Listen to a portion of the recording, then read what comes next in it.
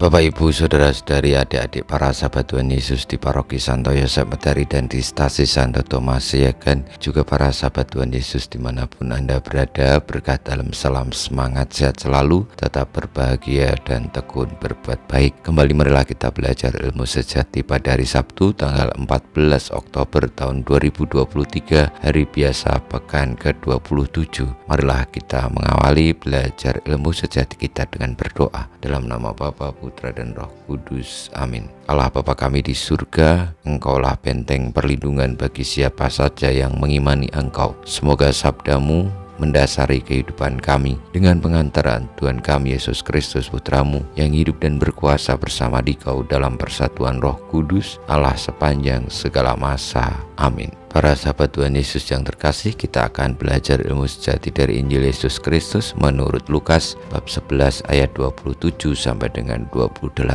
Pada suatu hari ketika Yesus sedang berbicara kepada orang banyak, berserulah seorang wanita dari antara orang banyak itu dan berkata kepada Yesus, "Berbahagialah ibu yang telah mengandung dan menyusui engkau." Tetapi Yesus bersabda, "Yang berbahagia ialah mereka yang mendengarkan sabda Allah dan memeliharanya." Demikianlah sabda Tuhan, terpujilah Kristus. Para sahabat Tuhan Yesus yang terkasih, dalam hidup ini karena kita memiliki badan, memiliki keinginan, kehendak, seringkali juga memiliki banyak kekhawatiran dan juga keinginan-keinginan yang tentu membuat kita tidak merasa tentram, damai, karena selalu menginginkan hal yang lebih. Apalagi ketika ada saudara kita, tetangga kita, sahabat kita mendapatkan hal yang baik yang kita impikan sementara kita tidak mendapat, tentu kita akan merasa insecure atau merasa kurang nyaman atau merasa galau. Apa yang dikatakan oleh seorang ibu kepada Tuhan Yesus dengan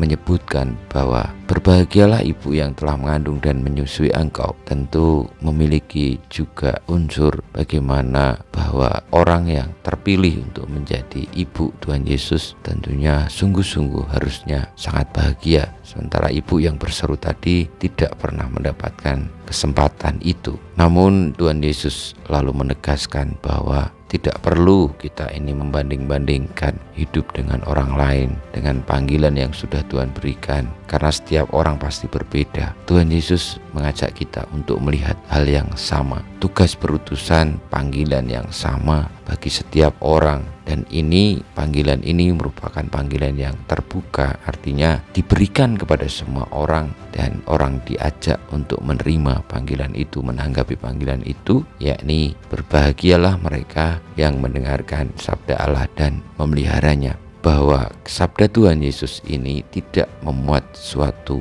privilege tertentu bagi orang-orang tertentu, tetapi bagi setiap orang, bahwa setiap orang bisa mendengarkan sabda Allah dan memeliharanya. Dan ketika itu sudah dilakukan, dibuka hatinya untuk mendengarkan dan melaksanakan memelihara sabda Allah, tentu itulah yang berhak untuk mendapatkan kebahagiaan. Jadi bukan karena kriteria lainnya. Kita mohon berkat Tuhan, semoga kita pulih untuk menjadi pribadi-pribadi yang terbuka akan sabda Allah, yang memahami bahwa hidup kita ini berbeda tapi juga sama. Berbeda karena keunikan yang Tuhan berikan, sama karena Tuhan menghendaki kita ini menjadi saudara yang juga memiliki tawaran, kesempatan, kemampuan yang tidak jauh berbeda dan sama juga. Kita mohon berkat Tuhan, kemuliaan kepada Bapa dan Putra dan Roh Kudus, seperti pada permulaan, sekarang, selalu, dan panjang segala abad. Amin.